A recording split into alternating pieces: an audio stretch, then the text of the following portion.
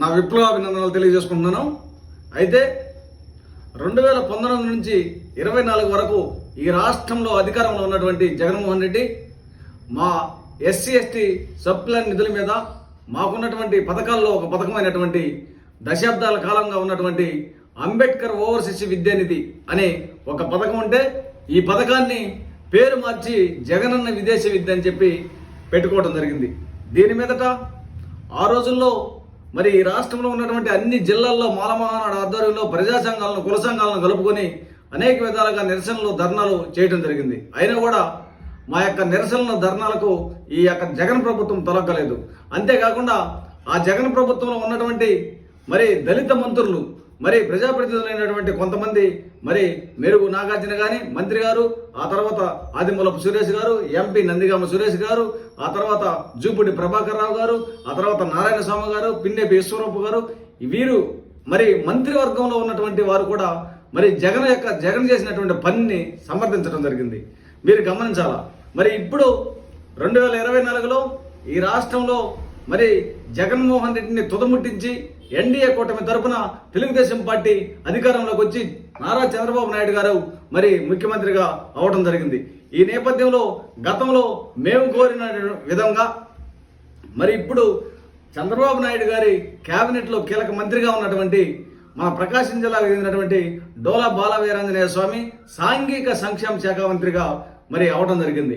ఈయన చొరవతోటి మరి ఈరోజు ఉదయం ఈ జగనన్న విదేశీ విద్య పథకాన్ని మరి తొలగించి మా యొక్క యథావిధిగా బాబాసాహెబ్ డాక్టర్ బిఆర్ అంబేద్కర్ గారి పేరు మీదుగా మరి అంబేద్కర్ ఓవర్సీస్ విద్యానిధి అని చెప్పి పేరును మరి మార్చడం జరిగింది.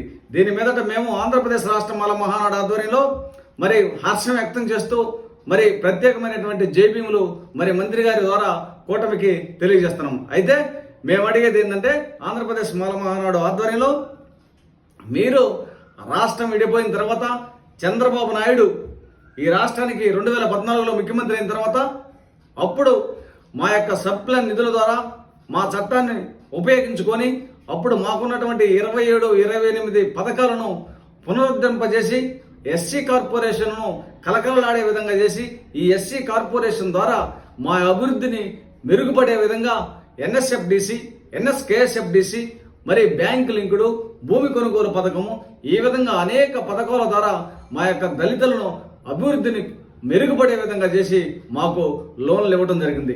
వాస్తవానికి ఈ లోన్లు మరి కేంద్ర ప్రభుత్వము మరి ఈ దళితులకు సుమారుగా 80% లోన్లు అభివృద్ధి చేసుకోమని ఇస్తుంటే 20% మాత్రమే రాష్ట్ర ప్రభుత్వం ఇస్తుంది. ఈ విధంగా చంద్రబాబు నాయుడు మా అభివృద్ధిని ఆకాంక్షించి మాకు 2014లో లోన్లను ఇవ్వడం జరిగింది. ఆ తర్వాత మరి 2019లో ఈ రాష్ట్రానికి ముఖ్యమంత్రి అయినటువంటి జగన్మోహన్ రెడ్డి ముఖ్యమంత్రి అయిన తర్వాత మరి కరోనా ప్రళయం సంభవించి 2-3 సంవత్సరాలు మరి స్తంభింపజేయడం జరిగింది. ఈ విధానంతో ఈ యొక్క వ్యాపారస్తులైతేమి, కూలీ అయితేనేమి, ఉద్యోగస్తులైతేనేమి ప్రతి ఒక్కరూ మరి వ్యాపారాలు అన్ని విధాలుగా స్తంభింపజేసి ఏం చేయలేని పరిస్థితుల్లో విలయం సంభవిస్తే ఇది అందరికీ తెలుసు. దీని మీదట 3 సంవత్సరాలు అయిన తర్వాత మరి లాస్ట్ మూమెంట్లో జగన్మోహన్ రెడ్డి ప్రభుత్వము ఈ యొక్క ఎస్సీ కార్పొరేషన్లో తీసుకున్నటువంటి రుణాలను ముక్కబెండి కొంతమంది కాడ రికవరీ కూడా చేయించడం జరిగింది. అయితే మళ్ళా ఇప్పుడు 2024లో ఇప్పుడు చంద్రబాబు నాయుడు ముఖ్యమంత్రి అయిన తర్వాత మేము మాల మహానాడు తరపున ఒకటే విన్నవించుకుంటున్నాం. అయ్యా, మీరు అనేక సార్లు ఈ రాష్ట్రంలో మరి రైతు రుణమాఫీ, డ్వాక్రా మహిళల రుణమాఫీ, అనేక రకాలైనటువంటి రుణమాఫీలను చేయడం జరిగింది. కాబట్టి 2014లో మీరు ఈ రాష్ట్రంలో మా యొక్క దళితులకు ఇచ్చినటువంటి కార్పొరేషన్ ద్వారా ఇచ్చినటువంటి రుణాలను దయచేసి మీరు రద్దు చేయాలని ఆంధ్రప్రదేశ్ రాష్ట్ర మాల మహానాడు తరపున మా వినతి పత్రం ద్వారా మిమ్మల్ని డిమాండ్ చేస్తున్నాము. మరి అంతేకాకుండా ఈ యొక్క జగన్మోహన్ రెడ్డి ముఖ్యమంత్రిగా ఉన్నటువంటి సమయంలో మా యొక్క కార్పొరేషన్ను 3 ముక్కలు చేసి ఎస్సీ కార్పొరేషన్ను నిర్వీర్యం చేయడం జరిగింది.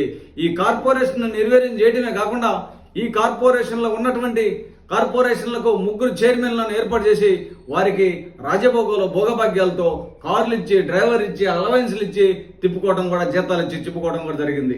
ఇది మీ అందరికీ తెలుసు. కాబట్టి మీరు వెంటనే మా యొక్క ఎస్సీ కార్పొరేషన్ను పునఃప్రారంభించి మళ్ళా మీ టైంలో ఏ విధంగా ఎస్సీ కార్పొరేషన్ కలకలలాడుతుందో అదే విధంగా మా యొక్క అభివృద్ధి కోసం మీరు పాటుపడాలని, ఎస్సీ కార్పొరేషన్ను యథావిధిగా చేయాలని, ఈ ఎస్సీ కార్పొరేషన్ ద్వారా మా యొక్క పథకాలు 27 పథకాలను మరి మొదలు పెట్టాలని, మా యొక్క సప్లై నిధులను మాకే వినియోగించాలని, మా ఎస్సీ కార్పొరేషన్ను నిర్వీర్యం చేసి మా అభివృద్ధి కుంటుపడే విధంగా చేసినటువంటి ఈ దుర్మార్గుడైన జగన్మోహన్ రెడ్డికి బుద్ధి వచ్చే విధంగా చేయాలని ఆంధ్రప్రదేశ్ రాష్ట్ర మాల మహానాడు తరఫున విన్నవించుకుంటూ మీరు యథావిధిగా మా యొక్క అభివృద్ధి కోసం మళ్ళా మరి పాటుపడి కార్పొరేషన్ను డెవలప్ చేయాలని, అన్ని విధాలైనటువంటి మా పథకాలను మళ్ళా యథావిధిగా ఇవ్వాలని మరి ఆంధ్రప్రదేశ్ రాష్ట్ర మాల మహానాడు తరఫున తెలియజేసుకుంటున్నాను.